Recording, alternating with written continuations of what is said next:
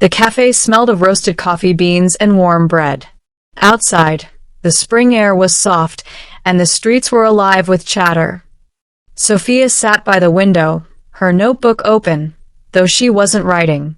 She liked to watch people pass by, their hurried steps and laughing faces. That was when she noticed him. Daniel walked in, his dark hair slightly messy, his shirt untucked as if he had been rushing. He looked around, spotted the only empty chair right across from her, and gave a small smile.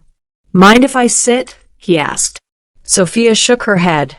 "Go ahead." He ordered black coffee and leaned back in his chair. After a moment, he spoke again. "You look like you're waiting for someone." Sofia laughed softly. "No, just waiting for inspiration." "Are you a writer?" he asked, curious. "Not really. Just someone who likes to dream." Daniel smiled. "I like that. I dream a lot too, but more about living than writing." They talked for a long time that day. About books, about cities they wanted to see, about all the things they thought they would do before turning 30. When Daniel walked her out of the cafe, the street was glowing with evening lights. Daniel and Sofia went on several more dates. They instantly felt like they were meant for each other. One of those occasions, Daniel stopped, looked at her with a serious face, and said, "Can I make you a strange promise?" Sofia tilted her head. "What kind of promise?" "That if we ever get married, and I think we just might, we'll never have children. We'll just live for us. We'll travel. We'll work. We'll make life about freedom." Sofia's heart skipped. It felt reckless, but exciting. "You don't want children?"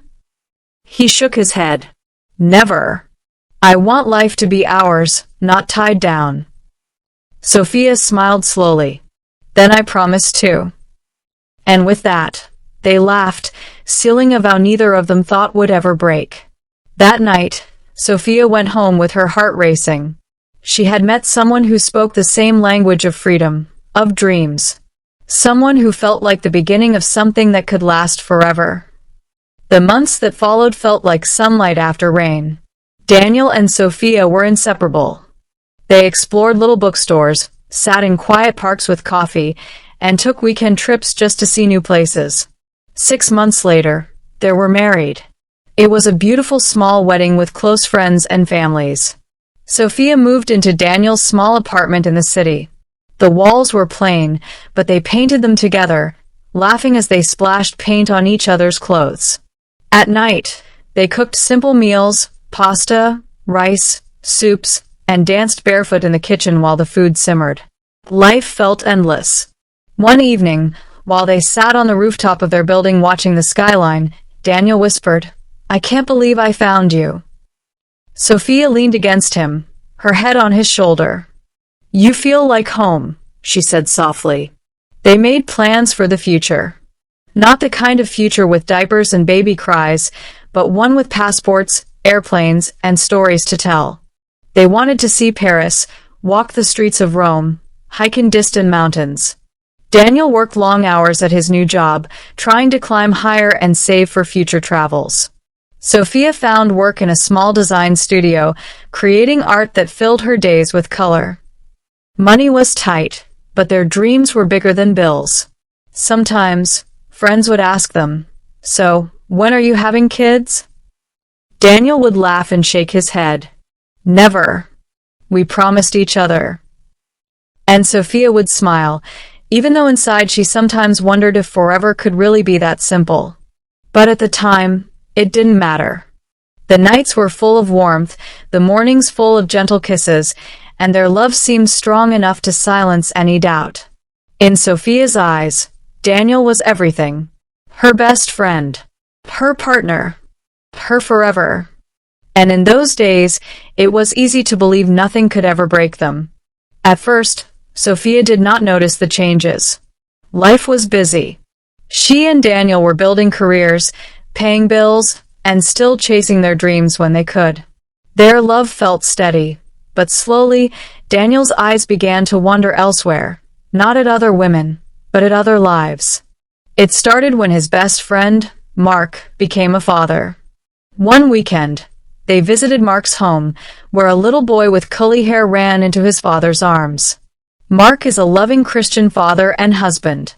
Daniel picked the child up, laughing as the boy tugged at his shirt. "He's amazing," Daniel said. Mark quietly replied, "The Bible tells us in Psalm 127 verse 3 that children are a gift from the Lord, and I believe that. My son is a blessing from God."